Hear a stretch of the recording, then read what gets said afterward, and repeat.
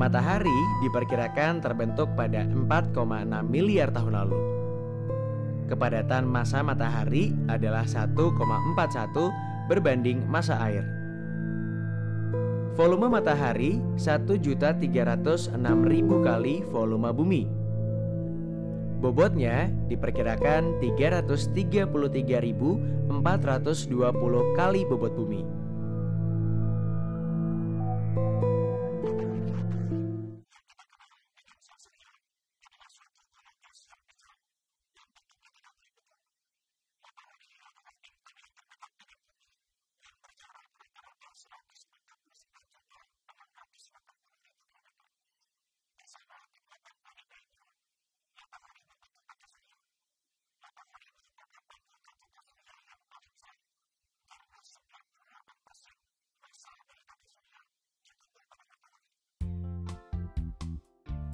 Matahari sering disebut sebagai sumber kehidupan.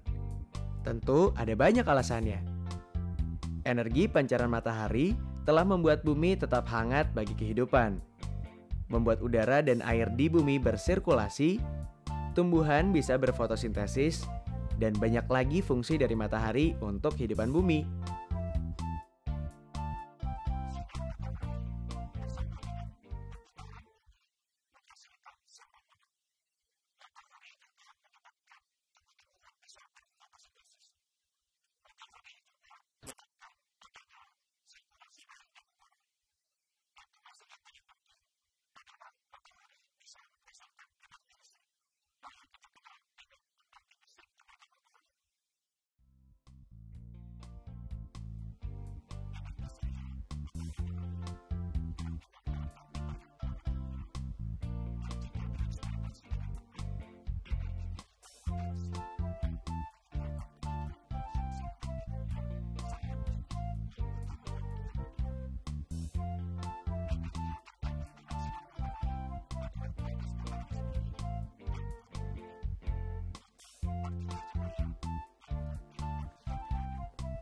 Fotovoltaik tenaga matahari melibatkan pembangkit listrik dari cahaya. Proses ini menggunakan bahan semikonduktor yang dapat disesuaikan untuk melepas elektron, partikel bermuatan negatif yang membentuk dasar listrik. Bahan semikonduktor yang paling umum dipakai dalam sel fotovoltaik adalah silikon, sebuah elemen yang umum ditemukan di pasir. Semua sel fotovoltaik mempunyai paling tidak 2 lapisan semikonduktor seperti itu. Satu bermuatan positif dan satu bermuatan negatif. Sistem fotovoltaik tidak membutuhkan cahaya matahari yang terang untuk beroperasi. Sistem ini juga membangkitkan listrik di saat hari mendung, dengan energi keluar yang sebanding ke berat jenis awan. Saat ini, sudah menjadi hal umum piranti kecil seperti kalkulator menggunakan solar cell yang sangat kecil. Sel fotovoltaik juga dapat digunakan untuk menyediakan tenaga maksimum ke gedung pada saat hari di musim panas ketika sistem AC membutuhkan energi yang besar.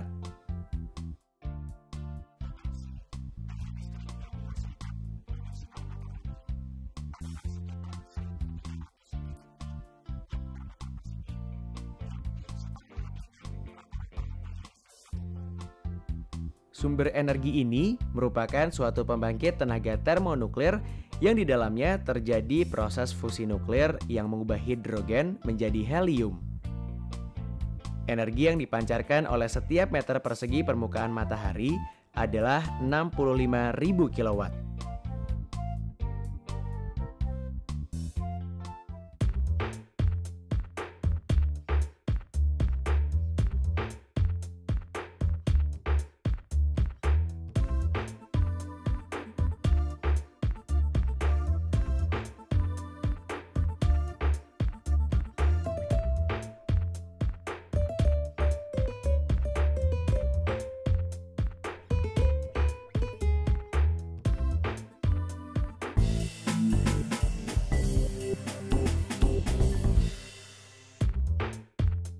Manakah di antara 3 gambar ini yang merupakan sumber energi yang tidak terbatas?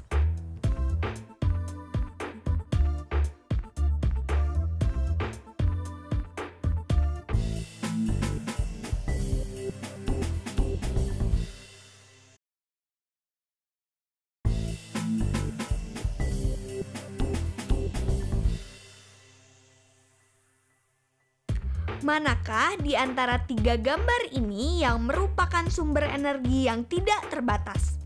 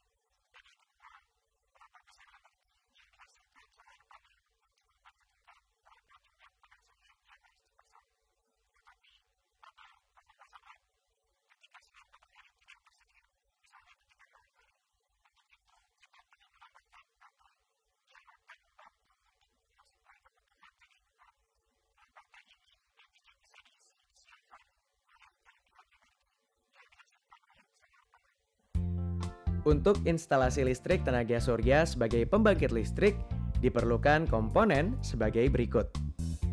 Solar panel. Solar panel mengkonversikan tenaga matahari menjadi listrik.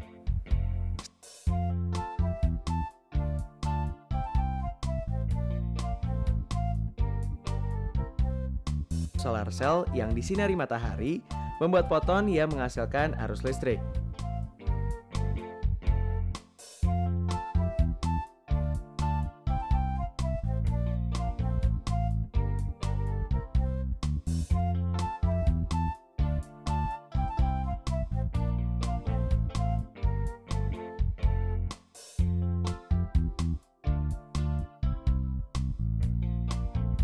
Sebuah solar cell menghasilkan kurang lebih tegangan 0,5 volt. Jadi, sebuah panel surya 12 volt terdiri dari kurang lebih 36 sel untuk menghasilkan 17 volt tegangan maksimum. Umumnya, kita menghitung maksimum sinar matahari yang diubah menjadi tenaga listrik sepanjang hari adalah 5 jam. Tenaga listrik pada pagi hingga sore disimpan dalam baterai, sehingga listrik dapat digunakan pada malam hari, di mana sinar matahari tidak ada. Charge controller digunakan untuk mengatur pengisian baterai. Tegangan maksimum yang dihasilkan solar cell panel pada hari yang terik akan menghasilkan tegangan tinggi yang dapat merusak baterai. Inverter, perangkat elektrik yang mengkonversikan tegangan searah menjadi tegangan bolak-balik. Baterai, perangkat kimia untuk menyimpan tenaga listrik dari tenaga surya. Tanpa baterai, energi surya hanya dapat digunakan pada saat ada sinar matahari. Tegangan panel surya yang dihasilkan akan digunakan oleh charge controller untuk mengisi baterai. Untuk menghidupkan beban perangkat AC atau alternating current seperti televisi, radio, komputer, dan lain-lain, arus baterai disuplai oleh inverter. Panel surya terbagi menjadi dua jenis, yaitu polycrystal atau polycrystalline. Merupakan solar cell panel yang memiliki susunan kristal acak. Tipe polycrystal memerlukan luas permukaan yang lebih besar dibandingkan dengan jenis monokristal untuk menghasilkan daya listrik yang sama. Akan tetapi, dapat menghasilkan listrik pada saat mendung. Monokristal atau monocrystalline merupakan panel yang paling efisien, menghasilkan daya listrik per satuan luas yang paling tinggi. Memiliki efisiensi sampai dengan 15%. Kelemahan dari panel jenis ini adalah tidak akan berfungsi baik di tempat yang cahaya mataharinya kurang atau teduh. Efisiensinya akan turun drastis dalam cuaca berawan.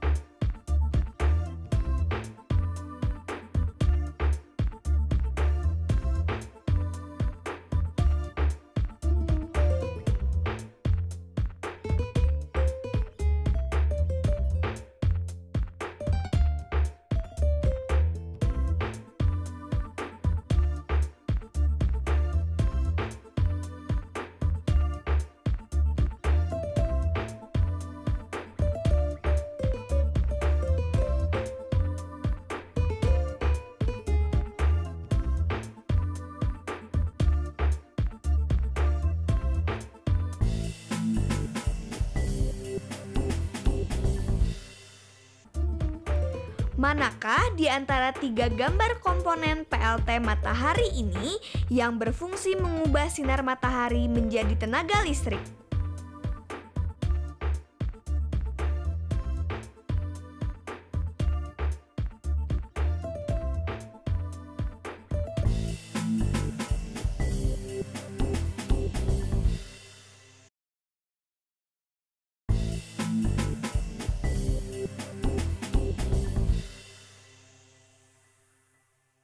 Manakah di antara 3 gambar komponen PLT matahari ini yang berfungsi mengubah sinar matahari menjadi tenaga listrik?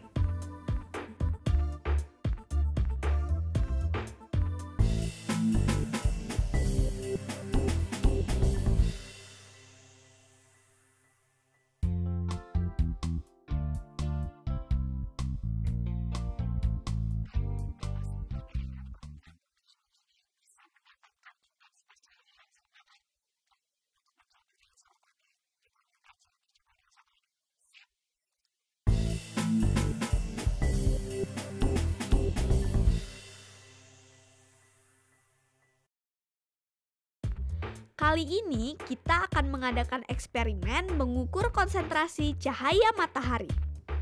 Alat dan bahannya adalah sebagai berikut. Senter,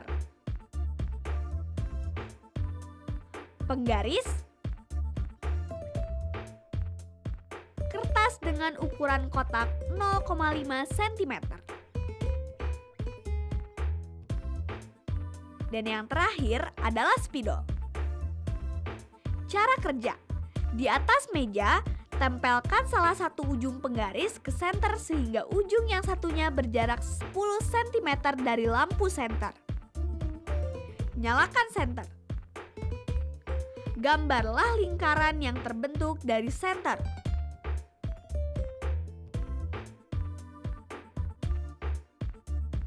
Tandai centang pada kotak dalam lingkaran dan hitung jumlahnya.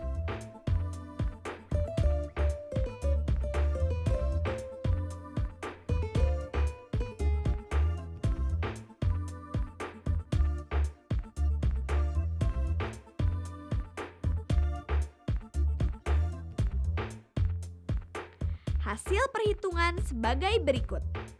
Jumlah kotak yang dihitung sama dengan 32.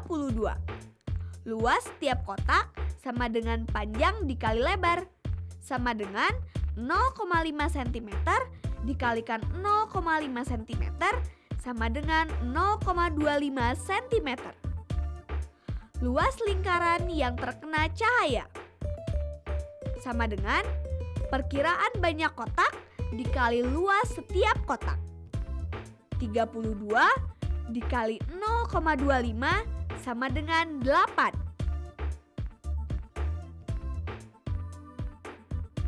Dalam eksperimen ini ditunjukkan sinar senter yang tegak lurus dengan permukaan kertas. Ketika sebuah sumber sinar menyinari permukaan dari sebuah sudut, maka cahayanya akan tersebar ke tempat yang lebih luas. Dengan demikian, semakin kecil wilayah yang terkena sinar matahari, maka akan semakin besar intensitas radiasinya.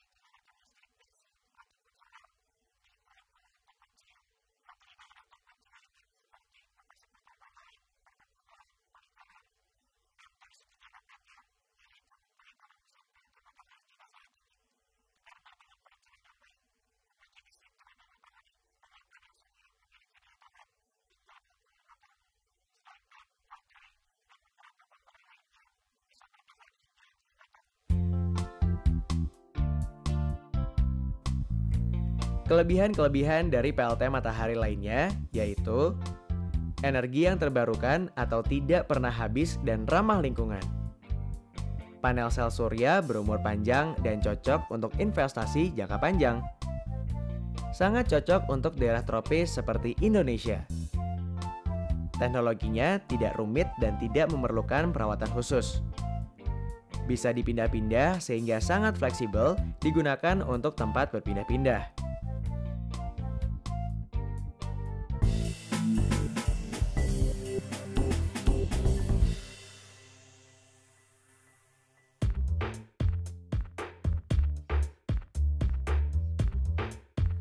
Pemeliharaan panel sel surya tidaklah rumit.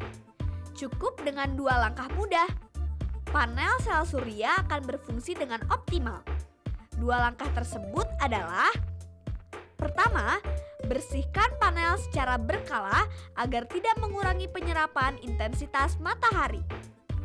Dan yang kedua adalah atur letak dari panel sel surya supaya mendapatkan sinar matahari langsung dan tidak terhalangi objek lain seperti pohon, jemuran, atau bangunan tinggi.